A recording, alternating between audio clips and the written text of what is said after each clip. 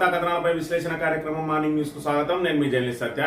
ముందుగా రాష్ట్రంలో జరుగుతున్న రాజకీయ పరిణామాలను కనుక పరిశీలించినట్లయితే 6 గ్యారంటీలు 420 హామీలు మార్పు పేరుతోటి అధికారంలోకి వచ్చింది. ఏదైతే రైతు బంధును రైతు భరోసాగా మారుస్తాం, ఆసరా పెన్షన్లకు భరోసా ఇస్తాం, 2000ను 4000 చేస్తాం, 10,000ను 15,000 చేస్తాం, కళ్యాణ లక్ష్మిలో ₹1,00,000 తోడు అదనంగా తులం బంగారం ఇస్తాం, మహాలక్ష్మి పేరుతోటి ప్రతి మహిళకు 2,500 రూపాయలు ఇస్తామని చెప్పి కళ్ళబొల్లి మాటలతోటి అధికారంలోకి వచ్చి 100 రోజుల్లోనే మరి 6 గ్యారంటీలను పక్కాగా అమలు చేస్తామని చెప్పి బాండ్ పేపర్లు రాసిచ్చి ఆ తర్వాత సంవత్సరం దాటినా కూడా ఆ ఊసే లేకుండా మరి మొదటి అసెంబ్లీ సమావేశాల్లోనే చట్టబద్ధత కల్పిస్తాం 6 గ్యారంటీలకు అన్నారు. ఇప్పటి వరకు సంవత్సరం పూర్తయినా కూడా ఇప్పటి వరకు 6 గ్యారంటీల మీద మరి చట్టబద్ధత కాదు కదా, కనీసం వాటిని ఎలా అమలు చేయాలనే మరి ప్రణాళిక కూడా రూపొందించకుండా గత ప్రభుత్వం మీద నెపం నెట్టి అప్పులు ఉప్పాలు చేసిందని చెప్పి కేవలం 10 సంవత్సరాల్లో 4,17,000 కోట్లు అంటే యావరేజ్ గా మరి 41,000 కోట్లు సంవత్సరానికి బీఆర్ఎస్ చేసిన అప్పు ఉంటే ఇప్పటికే 1,27,000 కోట్లు సంవత్సరం పూర్తయినాటికి నిన్న మొన్ననే మరి ఇక్కడ భూములను పూర్తిగా తెగనమ్మి 10,000 కోట్లు అప్పు తీసుకొచ్చారు. వాటిని మరి ఇక్కడ టీజీసీసీఐకి వాటిని బదలాయించి దాని నుంచి మరి ఇక్కడ 10,000 కోట్లు తనఖా పెట్టి తీసుకొని వచ్చిండ్రు. రాబోయే రోజులలో మరో 30,000 కోట్లు ఆ భూముల మీద తీసుకోవడానికి అంటే సుమారు 400 ఎకరాలను మరి ఇక్కడ తనఖా పెట్టిన పరిస్థితిని మనం ఇక్కడ ప్రధానంగా గమనించవచ్చు. ఇక ఇవి ఏదైతే కాంగ్రెస్ పార్టీగా మరి ఇక్కడ ప్రభుత్వం ఏదైతే కాంగ్రెస్ పార్టీగా మరి అధికారంలోకి రావడానికి ఇచ్చిన హామీలు ఎలాగో నెరవేర్చలేదు. పోనీ అధికారంలోకి వచ్చిన తర్వాత ముఖ్యమంత్రిగా అదేవిధంగా ఉప ముఖ్యమంత్రిగా మరి వాళ్ళు ఇచ్చిన హామీలన్నా నెరవేరుతున్నాయా అని అంటే మరి ఇక్కడ ఏదైతే ఎంపీ ఎలక్షన్లకు ముందు మరి రుణమాఫీ చేస్తామని చెప్పి గతంలో ఏదైతే డిసెంబర్ 9నే రుణమాఫీ చేస్తాం, ₹1,00,000 మాఫీ అయిన వాళ్ళందరూ కూడా బ్యాంకులకు పోయి 2 లక్షలు తెచ్చుకొని మేము డిసెంబర్ రాగానే డిసెంబర్ 9వ తేదీనే మీ రుణాలను మాఫీ చేస్తామని చెప్పి ఆ తర్వాత అధికారంలోకి వచ్చిన తర్వాత తుంగలో దక్కి మరి ఇక్కడ ఎంపీ ఎలక్షన్లు గట్టెక్కడానికి మళ్ళీ రుణమాఫీ అంశాన్ని తెర మీదకి తీసుకొచ్చి ఆగస్టు 15వ తేదీలోపు రుణమాఫీ చేయకుంటే మరి ఖచ్చితంగా రుణమాఫీ చేస్తామని చెప్పి హరీష్ రావుకు సవాల్ విసిరిండు. కనబడ్డ దేని మీద అలా ఒట్టేసిండు. నేను రుణమాఫీ పూర్తి స్థాయిలో చేస్తా, కేవలం 40,000 కోట్లు ఒక సంవత్సరం కడుపు కట్టుకుంటే ఎడవ చేత్తో కొట్టేస్తామని అన్నాడు. హరీష్ రావును రాజీనామా చేయాలని సవాల్ చేసిండు. మరి హరీష్ రావు రాజీనామాకు సవాల్ స్వీకరించినా కూడా ఇక్కడ 20,000 కోట్లతోటి మరి ఇక్కడ రుణమాఫీ చేసి అయిపోయిందని చెప్పి చాప చుట్టేసిండు. ఇంకా అనేక మంది రైతులకు అంటే సగం 50% కూడా రుణమాఫీ చేయకుండానే పూర్తి చేసిండు. ఆయన మాటల్లోనే 40,000 కోట్లు అన్నాడు. ఆ తర్వాత మంత్రివర్గ సమావేశంలో 31,000 కోట్లు అన్నాడు. ఆ తర్వాత వచ్చి 20,000 కోట్లకే దానికి ఫుల్ స్టాప్ పెట్టిన పరిస్థితిని కూడా మనం ఇక్కడ ప్రధానంగా గమనించాలి. ఆ తర్వాత నిన్న మొన్న అంటే డిసెంబర్ 15వ తేదీన బట్టి విక్రమార్క అసెంబ్లీ సమావేశాలు జరుగుతున్న సందర్భంగా అసెంబ్లీ బయట ఈ నెల 28వ తేదీన డిసెంబర్ 28వ తేదీన అఖిల భారత కాంగ్రెస్ పార్టీ ఏదైతే దేశ స్వాతంత్ర్యం కోసం ఆవిర్భవించిందో ఆ కాంగ్రెస్ పార్టీ ఆవిర్భావం రోజున 28వ తేదీన మరి ఇక్కడ ఏదైతే భూమి లేని నిరుపేదలకు ల్యాండ్లెస్ పీపుల్ కు మరి ఇక్కడ 12,000 చొప్పున అంటే 2 విడతల్లో మొదటి విడత ₹6,000 డిసెంబర్ 28వ తేదీన ఎవరు అవునన్నా కాదన్నా వాళ్ళ ఖాతాల్లోకి వేస్తామన్నారు. నిన్నటితోటి డిసెంబర్ 28 పూర్తయింది. మరి ఇప్పుడు ఏదైతే భూమి లేని నిరుపేదలందరూ కూడా అకౌంట్లు చెక్ చేసుకోవాలి, మీ అకౌంట్లలో 6,000 వచ్చి ఉన్నాయా, దీనికి కూడా డెడ్ లైన్ ఏ ప్రతిపక్ష పార్టీ డిమాండ్ చేయలేదు, ఏ పార్టీ మరి అడగలేదు. మరోవైపు భూమి లేని నిరుపేదలు కూడా ఇంకా దాని మీద ఆశలు వదులుకున్నారు. ఈ కాంగ్రెస్ పార్టీ ఏదన్నా ఎలక్షన్ వస్తే ఆ ఎలక్షన్ కు తాయిలంగా వాడుకుంటారు తప్ప వీళ్ళు ఇచ్చిన మాట మీద నిలబడని మరి ఇక్కడ బట్టి విక్రమార్క గారు ఏం మాట్లాడిండ్రో ఆయన అధికారిక మరి ఇక్కడ ట్విట్టర్ లో ఆయన అధికారిక ఖాతాలోనే దీన్ని పెట్టుకున్నారు. డిసెంబర్ డేట్ చూసుకున్నట్టయితే డిసెంబర్ 15, 2024 రోజు ఆయన ఏమన్నారు ఆయన మాటల్లో కనుక ఒకసారి విన్నట్టయితే, రాష్ట్రంలో ఉన్నటువంటి భూమి లేని నిరుపేద కుటుంబం అందరికీ అఖిల భారత కాంగ్రెస్ కమిటీ దేశ స్వాతంత్ర్యం కోసం ఆవిర్భవించినటువంటి పార్టీ తెల్లవాళ్ళ బ్రిటిష్ వాళ్ళ చేతుల్లో నలిగిపోతున్నటువంటి జాతికి విముక్తి కలిగించడం కోసం ఆనాడు అఖిల భారత కాంగ్రెస్ కమిటీ ఉద్భవించినటువంటి రోజు డిసెంబర్ 28, 1825. పేద ప్రజల కోసం ఈ దేశం కోసం ఆలోచన చేసే పార్టీ కాబట్టి ఆ డిసెంబర్ 28 నాడు ఆ ల్యాండ్లెస్ పూర్ కూడా మేము ప్రతి కుటుంబానికి ₹12,000 2 ఇన్స్టాల్మెంట్స్ లో ఇస్తా అని చెప్పారు. సంవత్సరాలు మొదటి ఇన్స్టాల్మెంట్ 28వ తారీఖు నాడు ఏ మొత్తం ఇది మరి బట్టి విక్రమార్క గారు అధికారికంగా మరి ఆయన ఉప ముఖ్యమంత్రి హోదాలో అఖిల భారత కాంగ్రెస్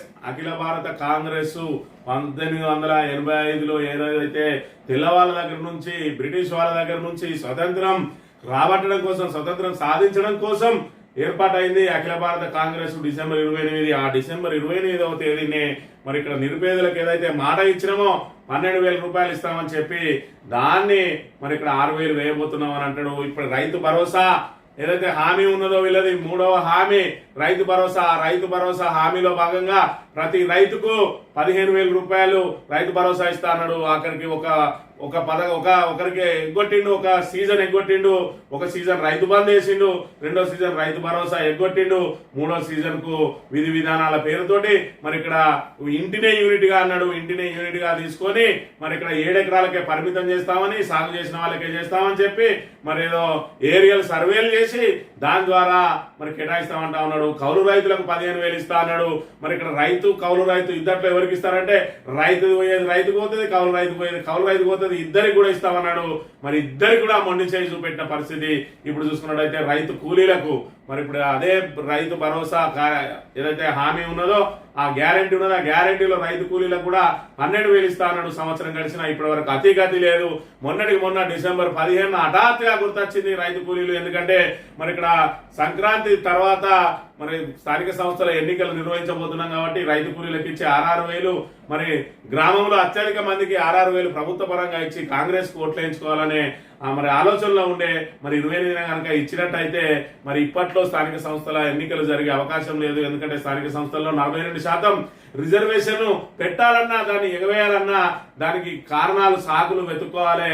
మరి ఇలా కాంగ్రెస్ పార్టీ కాబట్టి స్థానిక సంస్థల ఎన్నికలు ఆలస్యం అయ్యే అవకాశం ఉన్నందున డిసెంబర్ 28 రోజున ఇస్తా అన్న మరి ఇక్కడ ఏదైతే ఆయన నోటి నుంచి ఆయనే మరి స్వయంగా ప్రకటించిండు. దానికి ఈ రోజు మొండి చేయి చూపిన పరిస్థితిని మనం ఇక్కడ ప్రధానంగా గమనించాలి. ప్రజలారా గమనించండి. డిసెంబర్ 28వ తేదీ నిన్నటితో ముగిసింది. ఏ ఒక్కడి అకౌంట్ల కన్నా 6,000 రూపాయలు వచ్చినాయి అనేది మీరే గమనించుకోవాలి. కాంగ్రెస్ పార్టీగా కాంగ్రెస్ ప్రభుత్వంగా ప్రజలను ఏ విధంగా ఏమారుస్తా ఉన్నది. అదే విధంగా చూసుకున్నట్టయితే కేసీఆర్ ఆనవాళ్లను చెరిపేసే కార్యక్రమంలో భాగంగా కేసీఆర్ చేపట్టిన మరి ప్రాజెక్టులన్నిటి కూడా ఏదైతే కొత్త మరి నిర్మాణాలు హెల్త్ సిటీలు ఏ ఉన్నా కూడా వాటన్నిటినీ మరి ఇక్కడ వాటి పట్ల నిర్లక్ష్యం వహిస్తున్న పరిస్థితిని చూడవచ్చు. ఏకంగా మరి 125 అడుగుల అంబేద్కర్ విగ్రహాన్ని పెట్టి మరి దేశంలోనే తెలంగాణలో మరి తలెత్తుకునే విధంగా చేసిండు. రాజ్యాంగ నిర్మాత అంబేద్కర్ కు మరి ఎనలేని గౌరవం కల్పిస్తే కేసీఆర్ గారు కేవలం కేసీఆర్ పెట్టిండనే ఒకే ఒక్క కారణంతో ఇప్పటి వరకు అంబేద్కర్ కు కనీసం నివాళులు అర్పించలేదు కాంగ్రెస్ ప్రభుత్వం గాని కాంగ్రెస్ పార్టీ గాని. పైపెచ్చు ఆ విగ్రహం దగ్గరికి సందర్శకులను కూడా వెళ్ళనీయకుండా భారత రాజ్యాంగ నిర్మాతకు అవమానం కలిగిస్తా ఉన్నది. మరోవైపు భారత రాజ్యాంగాన్ని పట్టుకొని రాహుల్ గాంధీ తిరుగుతూ ఉంటాడు. ఇక్కడ చూసుకున్నట్టయితే పూర్తిగా పోలీసు రాజ్యం నడిపిస్తూ రాజ్యాంగం కల్పించిన ప్రాథమిక హక్కులకు భంగం కలిగిస్తా ఉన్నది కాంగ్రెస్ ప్రభుత్వం. ప్రశ్నిస్తే కేసులు, అణచివేతలు, అక్రమ కేసులు, మరి పోలీసుల దమనకాండతోటి భయభ్రాంతులకు గురి చేసి ప్రశ్నించే వారిని ప్రతిపక్షాలను మరి ఇక్కడ తీవ్ర ఇబ్బందులకు గురి చేసే ప్రయత్నం చేస్తా ఉంటే సందర్భ సొడమియా అని చెప్పి మరి ఇక్కడ కేంద్ర ప్రభుత్వం కూడా మరి ఇక్కడ శత్రువుకు శత్రువు మిత్రుడు అన్నట్టు ఏదైతే బీఆర్ఎస్ ను శత్రువుగా భావిస్తా ఉన్నదో మరి ఇక్కడ బీజేపీ దాన్ని కాంగ్రెస్ ను వాడుకొని ముందు బీఆర్ఎస్ ను ఖతం చేద్దాం రాష్ట్రంలో, అట్లయితేనే బీజేపీ ఇక్కడ పాగా వేస్తుంది, లేదంటే నెక్స్ట్ ఎలక్షన్లలో బీఆర్ఎస్ గెలుస్తా అని చెప్పి పెద్ద ఎత్తున మరి ఇక్కడ సమాచారం రావడంతో వాళ్లకు ఈరోజు బీఆర్ఎస్ ను ఏ విధంగానైనా అణచివేయాలని చెప్పి మరి ఇక్కడ ఫార్ములా ఈ రేస్ కేసు పేరుతోటి ఏదైతే రాష్ట్ర ప్రభుత్వం ఏసీబీ కేసును నమోదు చేసిందో వెంటనే ఈడీ రంగంలో దిగి ఇప్పుడు మరి కేసును దాన్ని హ్యాండ్ ఓవర్ చేయాలని చెప్పి దానికి సంబంధించిన వివరాలు ఇవ్వాలని ఏసీబీని కోరడంతో పాటు 7వ తేదీన విచారణకు రావాలని చెప్పి కేటీఆర్ కు సమన్లు జారీ చేసింది. మరి అదే పొంగులేటి శ్రీనివాసరెడ్డి ఇంట్లో తనిఖీలు చేసి ఇప్పటి వరకు దానికి సంబంధించిన ఏ ఒక్క విషయాన్ని కూడా ఈడీ బయటపెట్టలేదు. మరి ఇక్కడ చూసుకున్నట్టయితే ఈడీని ప్రసన్నం చేసుకోవడానికి కేంద్ర ప్రభుత్వాన్ని ప్రసన్నం చేసుకోవడానికి మరి ఇక్కడ ముఖ్యమంత్రి గాని అదేవిధంగా పొంగులేటి శ్రీనివాసరెడ్డి రెవెన్యూ మంత్రి గాని ఆదానిని మరి ఇక్కడ మధ్యవర్తిగా పెట్టుకొని ఆదానితోటి 5 స్టార్ హోటల్లో కలిసిన అంశం కూడా చర్చనీయాంశంగా మారింది. ఏది ఏమైనా కూడా ప్రస్తుతం మరి ఇక్కడ దేశవ్యాప్తంగా బీజేపీకి కాంగ్రెస్ ప్రధాన శత్రువు అయితే రాష్ట్రానికి వచ్చేటప్పటికి మాత్రం బీజేపీకి ప్రధాన శత్రువు బీఆర్ఎస్ అయింది.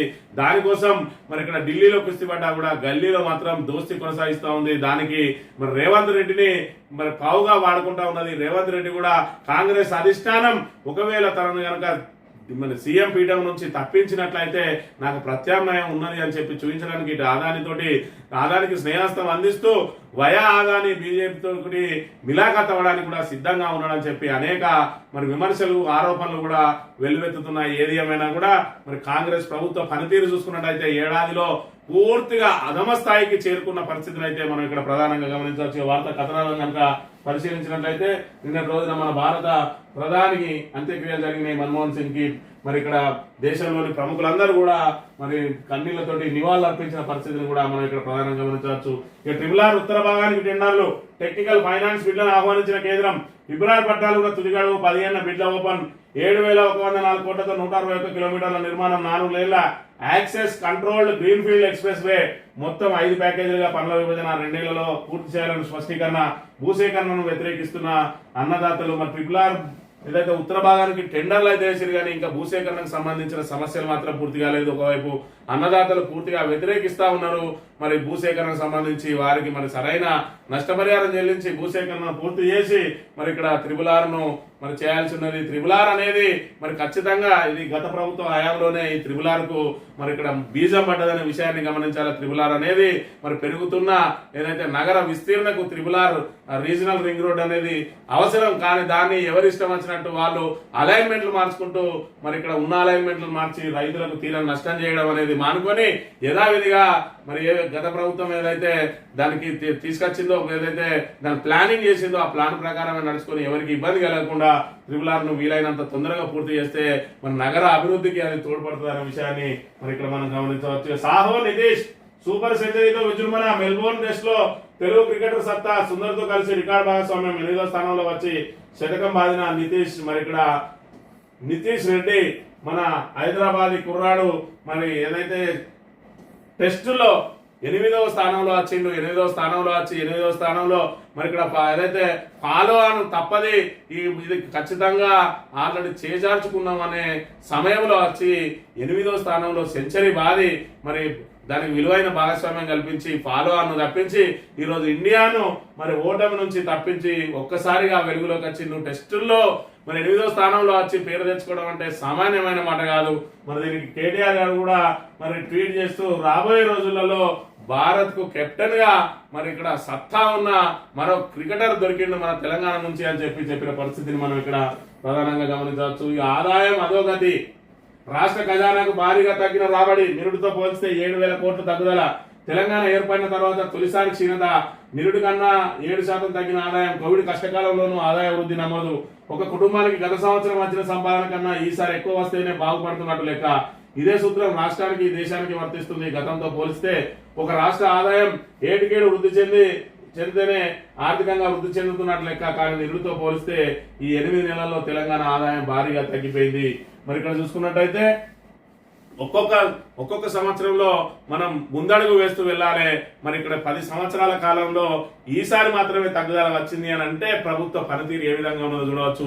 మన తెలంగాణ ఏర్పడ్డ రోజు తెలంగాణ మొట్టమొదటి బడ్జెట్ 61,000 కోట్ల నుంచి 2,90,000 కోట్లకు ఎగబాకినాం అని అంటే మరి ఏటేటా మన బడ్జెట్ ఏ విధంగా పెరుగుకుంటమైంది, మన ఆదాయం ఏ విధంగా పెరుగుకుంటమైంది అనేది చూడొచ్చు. ఇక్కడ చూసుకున్నట్టయితే 7,000 కోట్లు తగ్గిందంటే మరి తెలంగాణ పురోగమిస్తుందా తిరోగమిస్తుందా అనేది ప్రజలే నిర్ణయించుకోవాలి. ఈరోజు చూసుకున్నట్టయితే హైడ్రా లాంటి భూతంతో చెరువులను ప్రక్షాళన చేస్తాం, గొలుసుకట్టు చెరువులు చేస్తామని ఎన్ని చెరువులను పునరుద్ధరించిండ్రు. దాని ద్వారా మరి ఇక్కడ ఎందుకు మచ్చ తీసుకొచ్చిండ్రు. నిజంగానే హైడ్రా ద్వారా కనుక చెరువుల పునరుద్ధరణ వాళ్ళది లక్ష్యం అయితే దాన్ని మరి ఇక్కడ నెల రోజులో 15 రోజుల్లో టార్గెట్ ఎందుకు పెట్టుకోవాలి. దానికి సంబంధించి సుదీర్ఘ ప్రణాళికలు ఏర్పాటు చేసి దానికి సంబంధించిన వాళ్ళందరినీ ఎవరెవరున్నారో వాళ్లకు నష్టపరిహారం చెల్లించడా, లేదంటే ఆల్టర్నేటివ్ R&R ప్రకటించడా, లేదంటే వాళ్ళ నిజంగానే అక్రమం అయితే మరి తొలగించడా, వాళ్ళకి నోటీసులు ఇచ్చడా అనే క్రమ పద్ధతి లేకుండా మరి విచ్చలవిడిగా కూల్చేసి ఈ రోజు మొత్తం రియల్ ఎస్టేట్ ఆదాయానికి గడ్డి కొట్టి మరి ఇక్కడ Telangana brand image, Hyderabad brand image నే దెబ్బతీసింది హైడ్రా. దాంతో రియల్ ఎస్టేట్ రంగం కుప్పగూలింది అని చెప్పక తప్పదు. మరి రియల్ ఎస్టేట్ రంగం కుప్పగూలడం మూలంగా ఈ రోజు ఆదాయము మరి అధోగతి పాలైతా ఉన్నది. తెలంగాణ తిరోగమిస్తున్న పరిస్థితిని కూడా మనం ఇక్కడ ప్రధానంగా గమనించాలి. ఈ ఏడాది ఆదాయ లక్ష్యం 2,21,242 కోట్లు.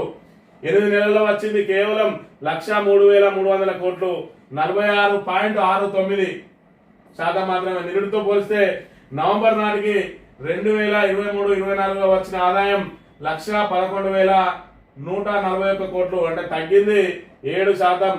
మరి ఇక్కడ 24-25లో వచ్చిన ఆదాయం 1,03,300 కోట్లు, తగ్గుదల 7,841 కోట్లు మరి ఇక్కడ తగ్గింది అని చెప్పి దీన్ని చూసుకున్నట్టయితే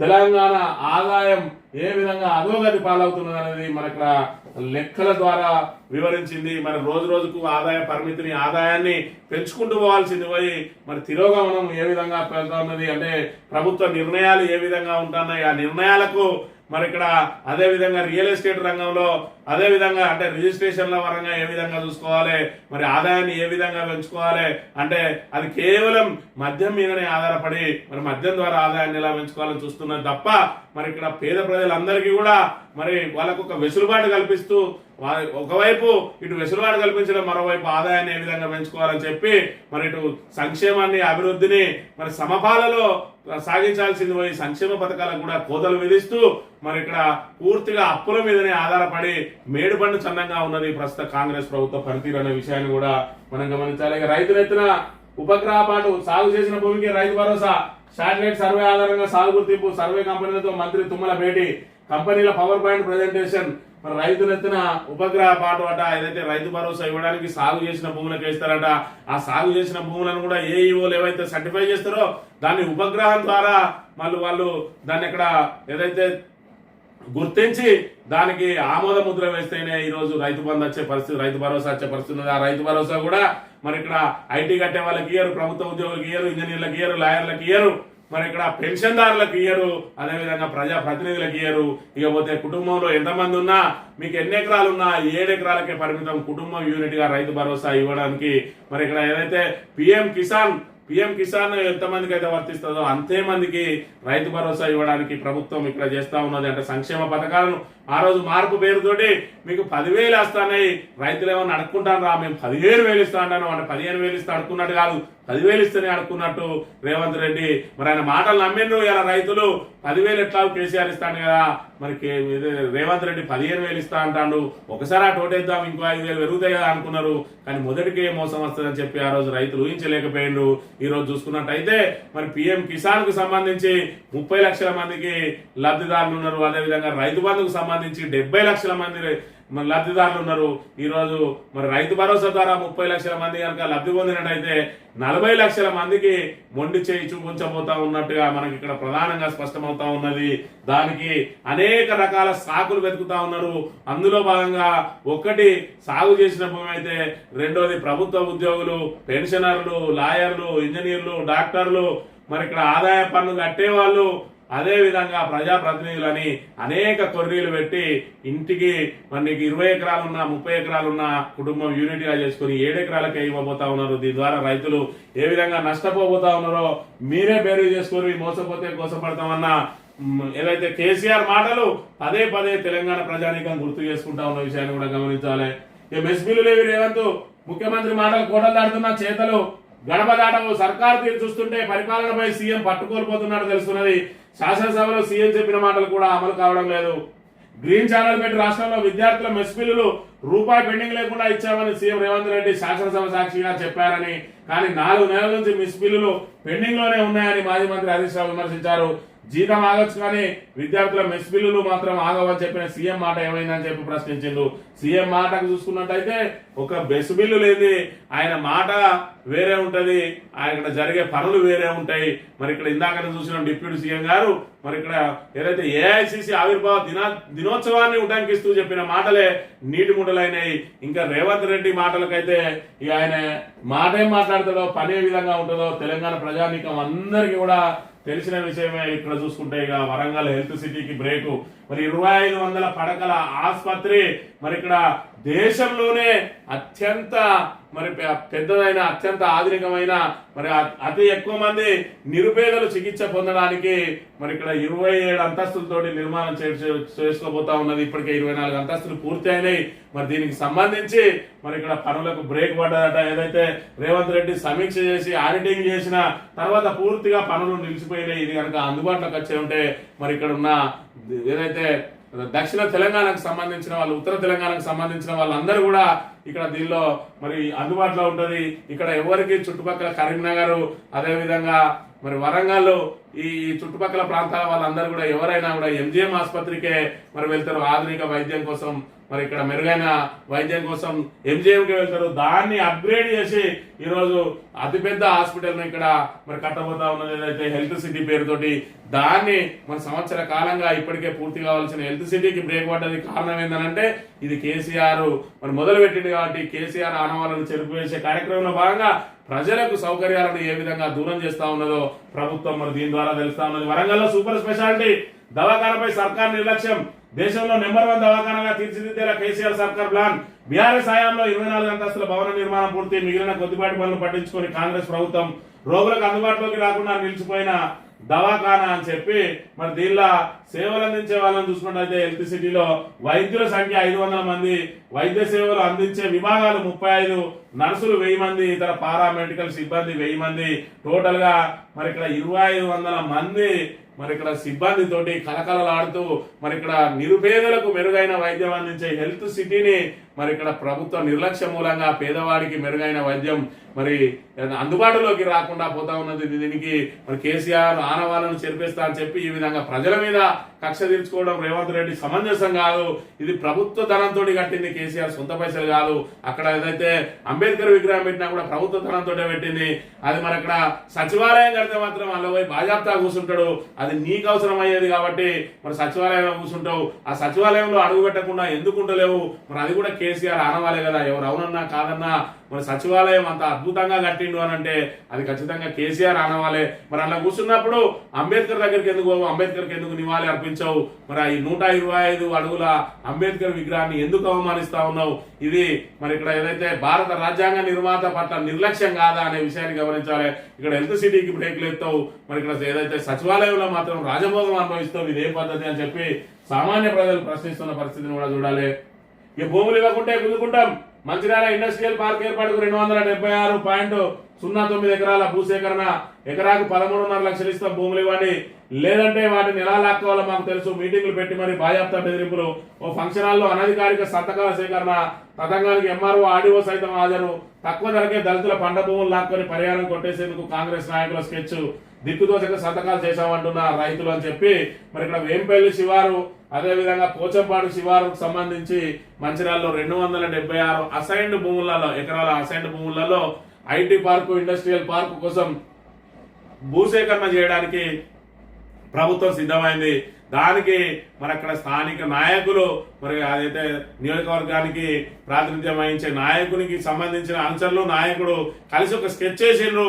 మరి అవన్నీ అసైన్డ్ భూములు కాబట్టి రైతుల దగ్గర నుంచి ముందుగా వీళ్ళు కొనుగోలు చేసి మరి ఆ తర్వాత ప్రభుత్వం ద్వారా నష్టపరిహారం కనుక తీసుకున్నట్టయితే మరి ఇక్కడ 13.5 లక్షలకు పరిమితం చేస్తే 25 నుంచి 30 లక్షల రూపాయలు మరి ప్రభుత్వం ద్వారా పరిహారం తీసుకుంటే మరి 276 ఎకరాలలో 5-6 కోట్ల 10 కోట్ల మరి ఇక్కడ కొట్టేయచ్చు అని చూస్తున్నారా? మరి ఇదేందో కానీ 276 ఎకరాలకు సంబంధించి మరి వీళ్ళ రైతులను బెదిరించి సంతకాలు మరి ఇక్కడ ఏదైతే భూసేకరణ చేయాలంటే డిఎన్డిడి మరి నోటిఫికేషన్ ఇచ్చి దానికి సంబంధించిన సమగ్రంగా రైతుల దగ్గర నుంచి అభిప్రాయ సేకరణ చేసి వాళ్ళ దగ్గర నుంచి సంతకాల సేకరణ చేయాలి. ఇట్లా ఫంక్షన్ హాల్లో కూర్చొని మరి ఇక్కడ 13.5 లక్షలకు ఒప్పించి సంతకాలు చేయడం మరి దీన్ని ఏ విధంగా ప్రజాస్వామ్యం రైతులను ఏ విధంగా బెదిరిస్తా ఉన్నారో కాంగ్రెస్ ప్రభుత్వం చేసే మరి ఈ ఏదైతే దౌర్జన్యాలు ఏ విధంగా ఉన్నాయో ఇక్కడ మనం ప్రధానంగా గమనించాలి. రైతులకు సంబంధించిన నష్టపరిహారం ఏదైనా వస్తే డైరెక్ట్ అధికారుల ద్వారా జరగాలి కానీ కాంగ్రెస్ నాయకులు సమావేశం పెట్టి వాళ్ళని బెదిరించి సంతకాలు చేయించుకుంటా ఉంటే మరి ఇక్కడ ప్రభుత్వం మొద్దు నిద్రపోతా ఉన్నది. ఏ విధంగా దోపిడీకి పాల్పడతా ఉన్నారో కూడా ఇక్కడ మనం ప్రధానంగా మరి గమనించాలి. ఇక పంచాయతీ కార్మికుల పోరుబాట రాష్ట్ర వ్యాప్తంగా 2వ రోజు టోకెన్ సమ్మె. సర్కారు స్పందించకుండా జనవరి 4 తర్వాత ఏ రోజైనా నిరవధిక సమ్మెకు సిద్ధమని ప్రకటన అని చెప్పి పంచాయతీ కార్మికులకు జీతాలు రాక నానా ఇబ్బందులు పడుతూ ఉన్నారు. మరి రెక్కాడితే కానీ డొక్కాడని ఈ కార్మికులకు మరి 7-8 నెలల నుంచి ఇంకా జీతాలు వస్తలేవని చెప్పి మొన్నటికి మొన్న ఒక కారోబార్ ఆత్మహత్య చేసుకున్న పరిస్థితులు కూడా ఏదైతే ఆయన మృత్యువాత పడ్డాడు అనారోగ్యంతో అనే మాట కూడా మనం ప్రధానంగా గమనించాలి. మా టీచర్ల సమస్యలు పరిష్కరించండి. రాష్ట్ర వ్యాప్తంగా కేజీబీవీ విద్యార్థినుల నిరసనలు 18 రోజులుగా చదువులు సాగడం లేదని ఆవేదన అని చెప్పి మరి కేజీబీవీలో కూడా ఏ రకమైన ఇబ్బందులు పడతా ఉన్నారు అనే అంశానికి సంబంధించిన వార్తను ప్రచురించింది. ఇక తెలంగాణ దినపత్రిక విషయానికి వస్తే రేవంత్ రెడ్డికి ఇక్కడ ఎట్లా ఫ్రేమ్ చేయాలని చెప్పి మరి రేవంత్ రెడ్డి అదే విధంగా మోడీలు ఇద్దరు కలిసి మరి రేవంత్ రెడ్డి భుజం మీద తుపాకీ పెట్టి నరేంద్ర మోడీ బీఆర్ఎస్ ను కాల్చే ప్రయత్నం చేస్తా ఉన్నాడు. ఇక్కడ ప్రధానంగా రాష్ట్రంలో ఇప్పుడు కాంగ్రెస్ అధికారంలో ఉన్నది. మరి ఇక్కడ కాంగ్రెస్ ను అధికారంలో ఉన్నది. నెక్స్ట్ మరి అధికారంలోకి రావాల్సిన స్థానంలో బీఆర్ఎస్ ఉన్నది. కాబట్టి బీఆర్ఎస్ ను అంతం చేస్తేనే రాబోయే రోజులలో బీజేపీ అధికారంలోకి వస్తుందని చెప్పి శత్రువుకు శత్రువు మిత్రుడు అని ఈ రోజు రేవంత్ రెడ్డి తోటి అంటగాగుతా ఉన్నది. రేవంత్ రెడ్డిని పావుగా వాడుకుంటా ఉన్నది. మరి రేవంత్ రెడ్డి కూడా తనకు అధిష్టానం నుంచి ముప్పు ఉన్నది కాబట్టి తన సొంత పార్టీకి సంబంధించిన సీనియర్ మంత్రులందరూ కూడా తన కుర్చీని లాగడానికి ప్రయత్నం చేస్తా ఉన్నారు. కాబట్టి ఊతకర్రలాగా బీజేపీని వాడుకుంటా ఉన్నాడు. దాంతో మరి ఇక్కడ ఏదైతే కేటీఆర్ ను ఇప్పుడున్న ప్రస్తుతం బీఆర్ఎస్ వర్కింగ్ ప్రెసిడెంట్ కేటీఆర్ ను ఫ్రేమ్ చేసి ఆయన ఏదో ఒక కేసులో ఇరికించి ఆయనను జైల్లో ఉంచి బీఆర్ఎస్ ను నిర్వీర్యం చేయడానికి మరి కుట్ర సాగుతా ఉన్నది. అందులో భాగంగా ఈ ఫార్ములా కేసుకు సంబంధించి అసలు అవినీతే జరగని కేసులో ఏసీబీ ద్వారా మరి ఇక్కడ కేసు నమోదు చేయించడానికి గవర్నర్ ద్వారా అనుమతి తీసుకోవడం, అది కూడా ఆయన ఏదైతే రేవంత్ రెడ్డి ఢిల్లీలో ఉన్న సమయంలోనే గవర్నర్ అనుమతి ఇవ్వడం, ఆయన 3 రోజుల పాటు వివిధ కేంద్ర మంత్రులను కలవడం, మరి గవర్నర్ అనుమతి ఏసీబీ కేసు నమోదు చేసిన మరుక్షణమే ఈడీ మరి దాని వివరాలు అడగడం, ఈడీ మరి ఇక్కడ నిన్నటి రోజున నోటీసులు జారీ చేయడం చకచక్క సాగిపోతా ఉన్నాయి. అసలు అందులో అవినీతి జరిగిందా లేదా ఏసీబీ మరి ఇక్కడ ఏసీబీ ఆల్రెడీ విచారణ చేస్తుంది. ఆ విచారణలో ఏం తేలుతుందో చూడకముందే ఈడీకి అంత తొందరపాటు ఎందుకో మన అర్థం కాని సమస్య. ఏది ఏమైనా కూడా బీఆర్ఎస్ నాయకులను ఎక్కడికక్కడ అణచివేసి అక్రమ కేసులతోటి తొక్కిపెట్టి వాళ్ళ నోళ్లను గొంతులను మోయించి ఇక్కడ కాంగ్రెస్ బీజేపీలు రాజ్యమేళాలని చూస్తా ఉన్నాయి. మరి ఇక్కడ కాంగ్రెస్ ఏమో వాళ్ళ ప్రభుత్వ వైఫల్యాలను కప్పిపుచ్చుకునే కార్యక్రమంలో భాగంగా బీఆర్ఎస్ నాయకులను టార్గెట్ చేస్తా ఉంటే బీజేపీ మరి పూర్తిగా బీఆర్ఎస్ ను నిర్వీర్యం చేస్తేనే రాబోయే రోజుల్లో మేము అధికారంలోకి వస్తామని చెప్పి మరి ఇక్కడ ప్రధాన నాయకులను బీజేపీ టార్గెట్ చేసుకుంటున్న పరిస్థితిని మనం ఇక్కడ గమనించాలి. 54 కోట్లు 600 కోట్లు ఎట్లయినాయి? కక్షతోనే రాజకీయ ఆరోపణలు, దురుద్దేశంతో నా మీద బురద చల్లుతున్నారు. ఫార్ములా ఈ రేస్ కేసుపై కోర్టులో కేటీఆర్ కౌంటర్, వివరణ ఇవ్వాలని కోర్టు ద్వారా ఏసీబీకి ప్రశ్న, ఏసీబీ అబద్ధాలను అంగీకరించామన్న కేటీఆర్. మరోవైపు 54,000 కోట్లు మరి దుర్వినియోగమైన అంటారు.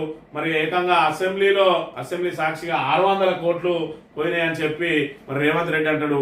మరి ఇక్కడ బదిలీ అయిన 54 కోట్లు అయితే 600 కోట్లు ఎట్లా పోయినాయి అనేది మొదటి ప్రశ్న. అయితే మరి ఇక్కడ పూర్తిగా ఎవరైతే నిర్వాహకులు ఉన్నారో వాళ్ళ అకౌంట్లకే 54 కోట్లు చేరడం, వాళ్ళు కూడా మాకు వచ్చినాయి అని చెప్పి ప్రభుత్వానికి ఈమెయిల్ చేయడం, మిగతా అమౌంట్ ను కూడా రెండో విడత కూడా ఇవ్వాలని చెప్పి వాళ్ళు అడగడం, దానికి సంబంధించి మరి ఇక్కడ ఎవరికైతే ఇచ్చిన వాళ్ళకి ముట్టినాయని వాళ్ళే సర్టిఫై చేసిన తర్వాత అవినీతి ఎక్కడిది?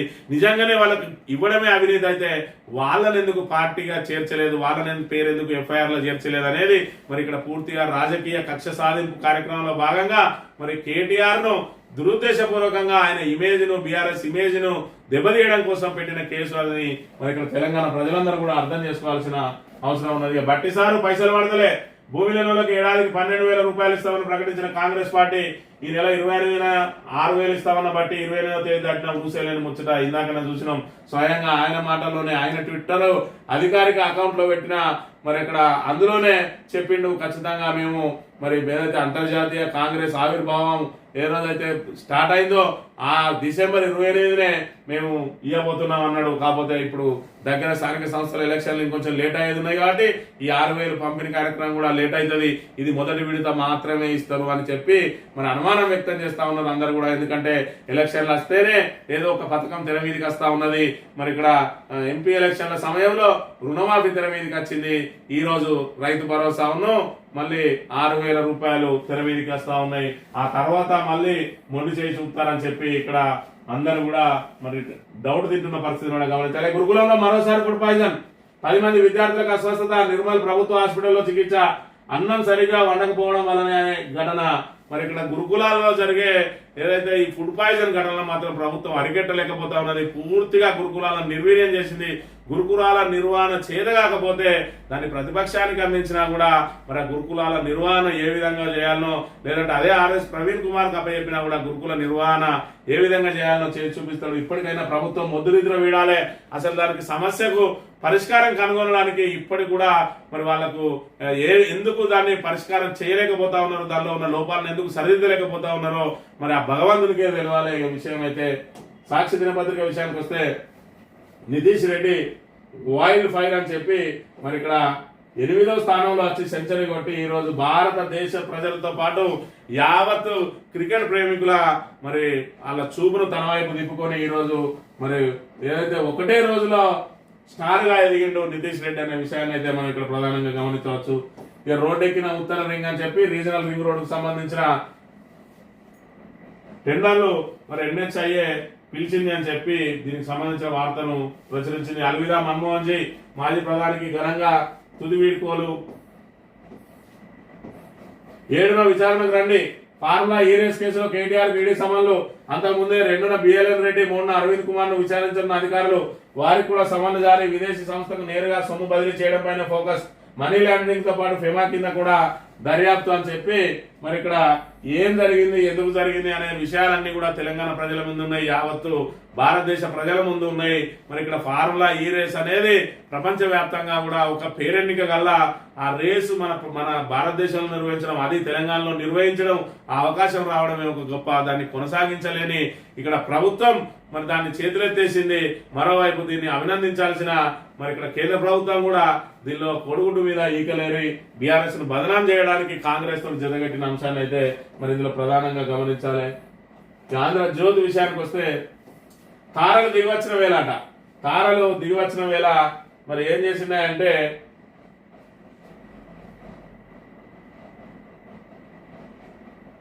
సంధ్య థియేటర్ ఘటనలో ఒక మహిళ మృతి చెందిన వెంటనే పుష్ప 2 సినిమాలో లీడ్ రోల్ లో నటించిన అల్లు అర్జున్ బేషరతుగా క్షమాపణలు చెప్పి ఉంటే సమస్య ఇంత దూరం వచ్చేది కాదు.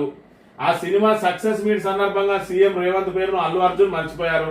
దీనికి విచారం వ్యక్తం చేయాలని సీఎం సన్నిహితులు కొందరు అల్లు అర్జున్ కు సూచించగా రాజకీయాలతో తనకు సంబంధం లేదంటూ ఆయన ఆ సూచనను పెడచెవిన పెట్టారు. దీంతో ప్రభుత్వ పెద్దలకు కోపం వచ్చింది. తాబేదారు పత్రిక ఏదైతే రేవంత్ రెడ్డి అడుగులకు మడుగులొత్తే పత్రిక మరి అదే ధృవీకరించింది. ఇక్కడ రేవంత్ రెడ్డి మరి ఇక్కడ ఆయన పేరు చెప్పకపోవడంతో ప్రభుత్వ పెద్దలకు కోపం వచ్చిందని. పుష్ప 2 ఏదైతే సినిమాకు సంబంధించి సంధ్యా థియేటర్ లో జరిగిన ఘటనలో అల్లు అర్జున్ అరెస్ట్ చేయడానికి రేవంత్ రెడ్డి పేరు మర్చిపోవడమే ప్రధాన కారణం. ఆ పేరు జీవితాంతం గుర్తుంచుకునే విధంగా ఆయనను జైల్లో వేసిండు కక్ష సాధింపు చర్యలతో అని చెప్పి యావత్ తెలంగాణ సమాజంతో పాటు 2 తెలుగు రాష్ట్రాలు కూడా పదే ఘోషిస్తా ఉంటే మొన్నటి రోజున తన కలిసిన సినీ పెద్దలతోటి నేను నా పేరు మర్చిపోయినందుకే మరి జైలు వేసిన అని చెప్పి నా మీద ఈ రకంగా ఆరోపణలు వస్తా ఉంటే మీరు ఎందుకు ఖండించలేదు అన్నాడు. నీ తాబేదారు పత్రికను చెప్తాను, నీ పేరు చెప్పనందుకే నువ్వు ఆయన జైల్లో వేసినావు అని చెప్పి ఇంతకంటే ఇంకా ధృవీకరణ ఏం కావాలి అంటే ఇప్పుడు అర్థమైందా? ఖచ్చితంగా రేవంత్ రెడ్డి తన కక్ష సాధింపు చర్యల్లో భాగంగా కేవలం తన పేరు మర్చిపోయిండు అని చెప్పి మరి ఇక్కడ ఇగో ఫీలింగ్ తోటి ఈరోజు అల్లు అర్జున్ ఇబ్బంది పెట్టిండు. మరి అల్లు అర్జున్ ఇబ్బంది పెట్టడం వెనుక, నాగార్జున ఇబ్బంది పెట్టడం వెనుక యావత్ సినీ పరిశ్రమ ఇండస్ట్రీ అంతా నన్ను అభినందించడానికి రాలేదనే ఇగో ఫీలింగ్ కూడా ఉన్నది. మరి ఇక్కడ నాగార్జున ఇల్లు కూలగొట్టి ఏదైతే ఫంక్షన్ హాల్ కూలగొట్టి అదేవిధంగా అల్లు అర్జున్ ఒకరోజు జైల్లో పెట్టడంతో అందరు కూడా తాను నచ్చి కలిసిరు. ఇప్పుడు నా ఏదైతే రేవంత్ రెడ్డి ఇగో సాటిస్ఫై అయింది. మరి ఇక ముందు సినీ పరిశ్రమతోటి అది కొనసాగిస్తారో లేదో చూడాలి. నిష్కలంక నాయక సెలవిక ఆర్థిక సంస్కృత మన్మోహన్ సింగ్ అద్దెమ విడుకోలు యమున ఒడ్డున లాంఛనాలతో అంత్యక్రియలు. చితికి నిప్పండించిన పెద్ద కుమార్తె ఉపేందర్ సింగ్.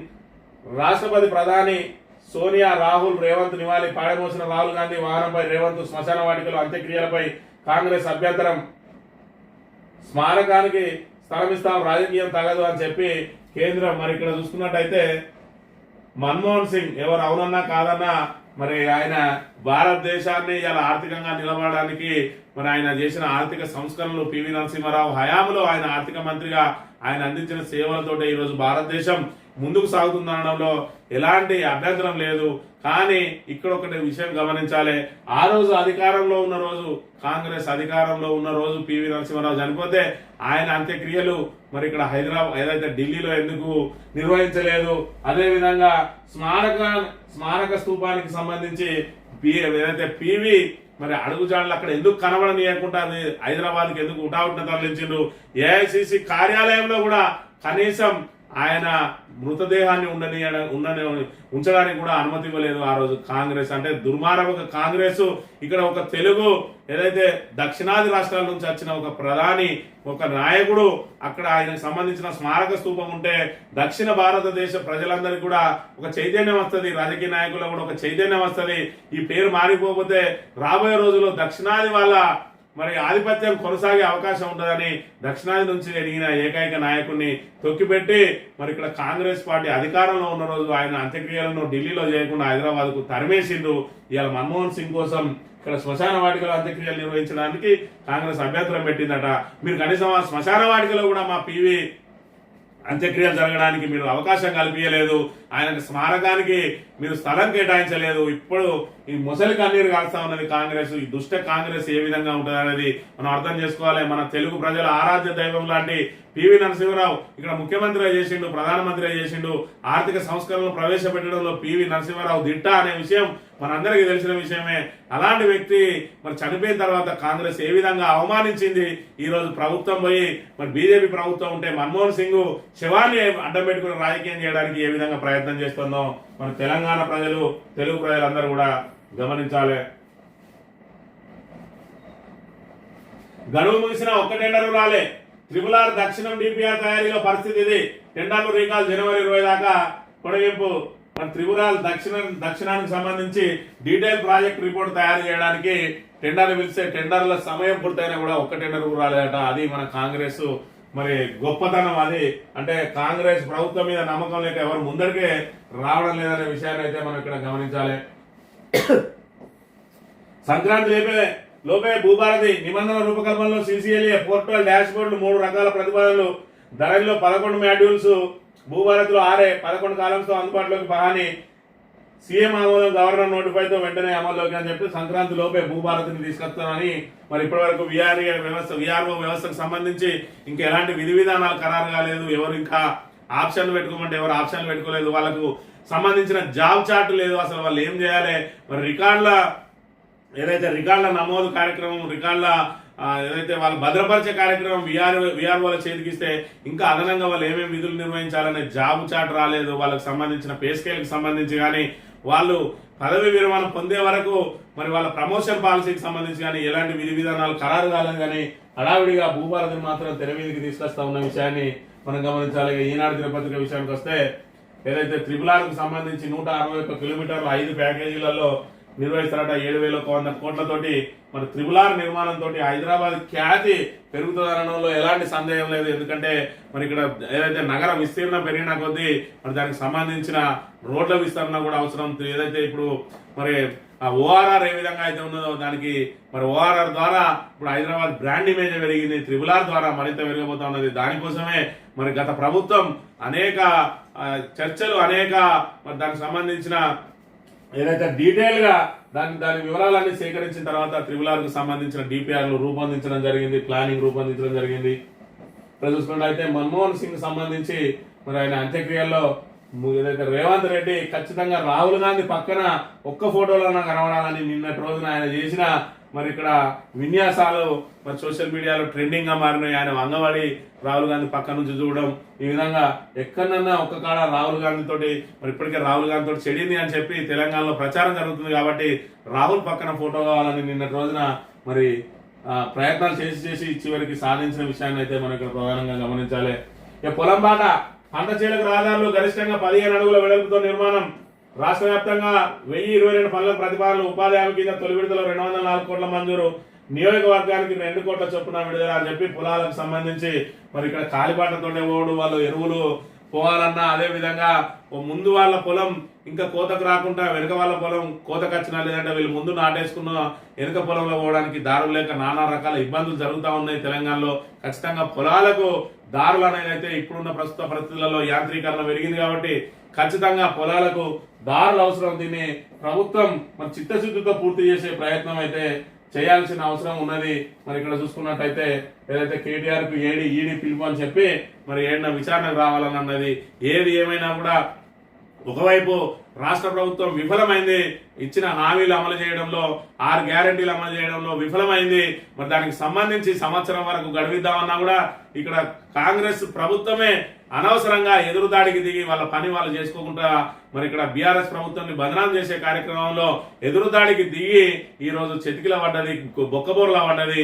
మరి బీఆర్ఎస్ నాయకులకు విమర్శించడానికి అవకాశం కల్పించింది. వాళ్ళ సంవత్సరం వరకు ప్రభుత్వాన్ని విమర్శించకుండా వాళ్ళు ఏం చేస్తారో చూద్దామని మరి సమయం ఇచ్చి వేచి చేస్తా ఉంటే 6 నెలల లోపే మరి ఇక్కడ ఏదైతే రెచ్చగొట్టి బీఆర్ఎస్ నేతలను రెచ్చగొట్టి వాళ్ళతోటి మరి ఇక్కడ ఖచ్చితంగా ప్రశ్నించే విధంగా చేసుకుని ఈ రోజు పూర్తి స్థాయిలో అబాసుపాలైంది ప్రభుత్వం. ఇటు లగచర్ల ఘటనలకు సంబంధించి కానీ, అదేవిధంగా హైడ్రాకి సంబంధించి కానీ, అదేవిధంగా మూసీకి సంబంధించి కానీ, అదేవిధంగా కాళేశ్వరానికి సంబంధించి మరి ఇక్కడ విచారణల పేరుతోటి అక్కడ మరమ్మతులు చేయకుండా ఈ రోజు పూర్తి స్థాయిలో గోదావరిని ఎండబెట్టిన విషయంలో కానీ అనేక రకాలుగా, మరోవైపు రైతులకు ఇస్తా అన్న రైతు భరోసా ఇవ్వలేక, రుణమాఫీ 100% పూర్తి చేయలేక, మరి మహిళలకు ఇస్తా అన్న 2500 ఇవ్వలేక, కళ్యాణ లక్ష్మిలో తులం బంగారం ఇవ్వలేక, ఆసరా పెన్షన్లను 2000ను మరి ఇక్కడ 4000 చేస్తా అని ఆ 4000 ఇవ్వలేక పూర్తి స్థాయిలో మరి విఫలమైంది ఇక్కడ కాంగ్రెస్ ప్రభుత్వం. దాంతో ఏలాగైనా మరి 2028లో జరిగే ఎన్నికల్లో మేమే అధికారంలోకి రావాలని బీజేపీ ఉవ్విల్లురుతా ఉన్నది. మరి బీజేపీ అధికారంలోకి రావడానికి మధ్యలో బీఆర్ఎస్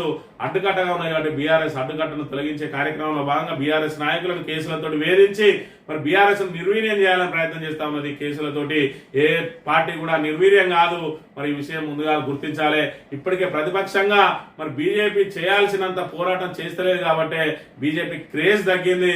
ఈ రోజు బీఆర్ఎస్ పోరాట పడినతోటి ప్రతి ఒక్కరు కూడా మరి ఏదైతే కేసీఆర్ చెప్పిండో టార్చ్ లైట్లు వేసుకొని మన దగ్గరికి వస్తారని 6 నెలలు తిరగక ముందే మరి తెలంగాణ భవన్ ను వెతుక్కుంటా వచ్చిండ్రు ఏదైతే బాధితులు.